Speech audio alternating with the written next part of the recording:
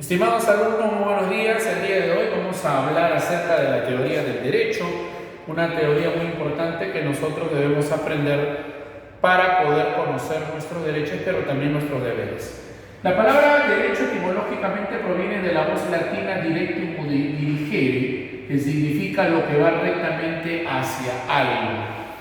Sin embargo, debemos tomar en consideración y recordar por historia que los creadores del derecho son los romanos, van a ser ellos los que nos han heredado el derecho, y que a partir de los romanos se ha creado en el derecho una fuente de terminología y nomenclatura.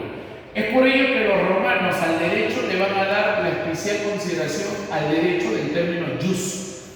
Y también agregar que el padre del derecho es el emperador romano Justiniano.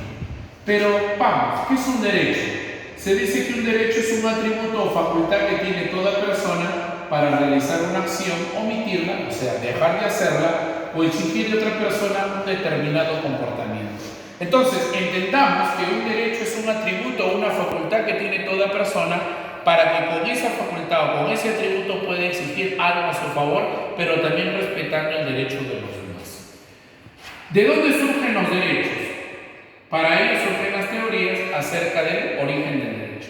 La primera teoría es los jus positivistas, partidarios del derecho positivo. El derecho positivo es aquel derecho que se encuentra materializado o escrito en la norma, en este caso en las leyes, en la Constitución. Los positivistas señalan que a partir de la norma jurídica surgen nuestros derechos. Profesor, ¿pero qué es la norma jurídica? La norma jurídica es un conjunto de leyes dadas por el Estado. Hay un poder del Estado que emite las normas y es el poder legislativo. Por eso los jus positivistas llegan a la conclusión que quien nos da derecho es el Estado. El Estado nos da derecho a partir de la dación de la norma jurídica. La segunda posición teórica es la posición de los jus naturalistas, los partidarios del derecho natural. El derecho natural está basado en una cuestión religiosa, en una cuestión de la fe. Por eso uno de los representantes más importantes de esta posición son los teólogos o representantes de la Iglesia Católica, Santo Tomás de Aquino y San Agustín. Ellos señalan que el hombre ya nace con derecho y que el Estado solo lo reconoce. Es decir, que por la propia naturaleza humana surgen lo que nosotros llamamos los derechos humanos. Y la tercera posición, la de los marxistas, señalan que nosotros tenemos derechos, pero a partir de las necesidades de la clase social dominante. Los capitalistas, los empresarios, van a ver primero las necesidades de ellos para que a partir de sus necesidades recién puedan darles derechos al pueblo. Profesor, interpretemos qué es un derecho, pero a partir de lo que nosotros decimos que la lectura es una técnica y un arte. La técnica es saber leer y el arte la sensibilidad para interpretar lo leído. El artículo primero de la Constitución Política del Perú nos va a ayudar un poquito para interpretar los derechos. Dice así: la defensa de la persona humana y el respeto de su dignidad son el fin supremo de la sociedad y del Estado. Interpretemos por qué es el primer artículo de la Constitución y posteriormente la interpretación de los derechos fundamentales de la persona. Decimos así: la persona humana y el respeto de su dignidad son el fin supremo de la sociedad y del Estado. ¿Por qué?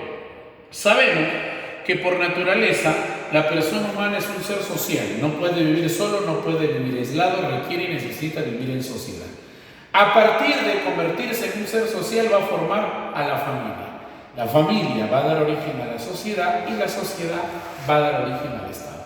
Por lo tanto, la base de la sociedad y del Estado se encuentra en la persona humana y el respeto de su dignidad, porque sin persona humana no hay familia, sin familia no hay sociedad y sin sociedad no hay Estado. Y de aquí interpretamos algo básico, que la base del Estado es la sociedad, que la base y célula fundamental de la sociedad, ¿quién es? La familia, y eso lo vamos a encontrar en la propia Constitución Política del Perú.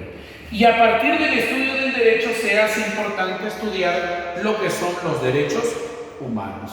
¿Y qué son los derechos humanos? Facultades reconocidas como inherentes al ser humano y que le corresponden por su propia naturaleza. Es decir, que el hombre ya nace con derechos humanos. ¿Qué características presentan estos derechos humanos? Son universales o generales, lo que quiere decir que lo tienes tú, lo tengo yo y lo tenemos todos, tan simplemente por tener la condición de ser humano. Son irrenunciables, estos no se pueden renunciar. Si uno de nosotros quisiese quitarse la vida lanzándose de lo más alto de un edificio, lo van a impedir la policía, los bomberos y toda aquella persona que considere que esto está mal, porque el derecho a la vida, como los derechos fundamentales, son irrenunciables. Son inalienables porque no pueden ser objeto de cesión, no pueden terminar. Son supratemporales o eternos, perduran a través del tiempo y son imprescriptibles, ya que estos no pueden prescribir. Hablar de los derechos humanos implica también hablar de la Declaración Universal de estos, es decir, el reconocimiento por parte de las naciones del mundo y la protección del mismo. El antecedente o base importante de la Declaración de los Derechos Humanos es la Declaración Universal de los Derechos del Hombre y el Ciudadano, proclamados el 26 de agosto del año 1789 durante la famosa Revolución Francesa. Este reconocimiento por parte de la Revolución Francesa a los primeros derechos del hombre y del ciudadano van a servir como punto de inspiración para el reconocimiento de la Declaración Universal de los Derechos Humanos, y esto se da formalmente producto de la Tercera Asamblea General de las Naciones Unidas en la ciudad de París, en Francia, con fecha oficial del 10 de diciembre del año 1948, y la declaración a su vez va a tener 30 artículos. ¿El Perú formó parte, profesor, de esta Declaración Universal de los Derechos Humanos? La respuesta es sí. Pero oficialmente el Perú adopta la Declaración de los Derechos Humanos el 9 de diciembre de 1959 durante el segundo gobierno de Manuel Prado Ugarteche. El Congreso de la República de aquel tiempo lo va a aprobar mediante decreto legislativo número 13.282 y el 15 de diciembre de 1966 van a ser elevados a la categoría de pactos colectivos. No obstante, estos derechos humanos y sus 30 artículos van a ser incluidos por primera vez en la Constitución Política de 1979, que por cierto, a partir de estos 30 artículos incluidos en esta Carta Magna, esta Constitución pasa a llamarse Constitución Humanizadora del Perú. Y finalmente, su clasificación.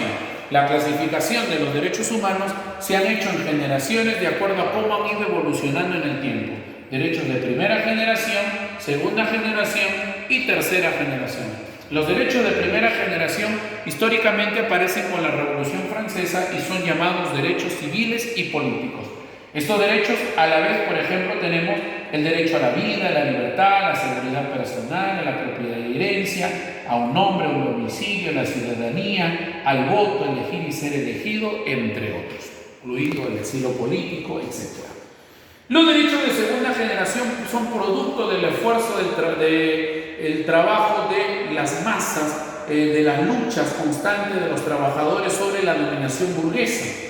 Son llamados derechos sociales y económicos, y aquí vamos a encontrar el derecho al trabajo, a la huelga, a la educación, a una remuneración justa y equitativa, a las 8 horas laborales, a las 48 horas semanales, al seguro social, a formar sindicatos, entre otros.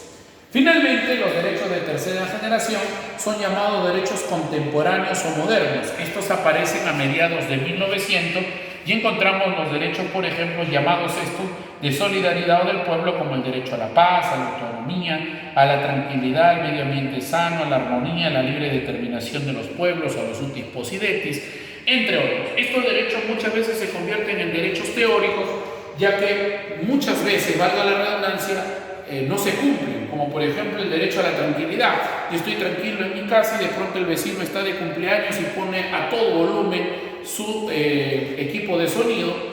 Llamo a las autoridades y estas hacen poco o nada, o incluso increpándole a los vecinos que bajen su sonido, el volumen de su radio, muy pocas veces lo hacen, y obviamente violando este derecho, como es el derecho a la tranquilidad. Muy bien, estimados alumnos, esto ha sido una pequeña explicación sobre el tema de los derechos y los derechos humanos, y usted va a investigar en su casita cuáles son los derechos fundamentales que están tipificados en el artículo 2 de la Constitución Política del Perú, lo va a transcribir en su cuaderno, y también sobre las instituciones internacionales que protegen los derechos humanos. Un dato importante es la declaración el Pacto de San José de Costa Rica. Investiguen sobre ello. Muchas gracias y hasta un próximo capítulo. Chao.